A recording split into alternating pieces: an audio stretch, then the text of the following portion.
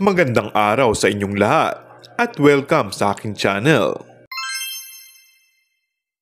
Pinag-uusapan ngayon ang suot-suot na bracelet ng rumored boyfriend ni Kim Chiu na si Paolo Avellino.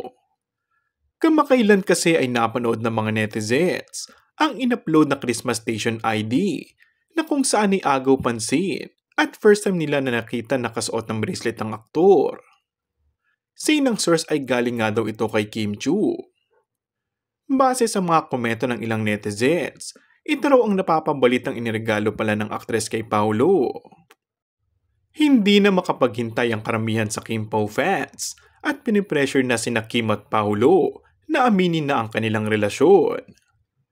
Sabi nga kasi, obvious naman ang relasyon ng dalawa. May mga pagkakataon nga raw na nadudulas na ang dalawa.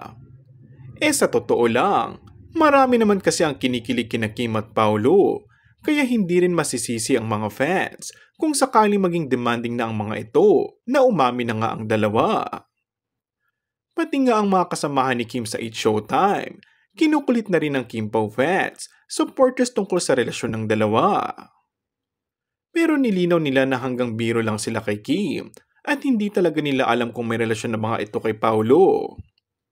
Pero sana nga, kung sakaling sina Kim at Paolo na talaga, ay umamin na sila. And that's all for our today's video. Kung bago ka lang sa aking channel ay mag-subscribe at pindutin na rin ang notification bell. Maraming salamat!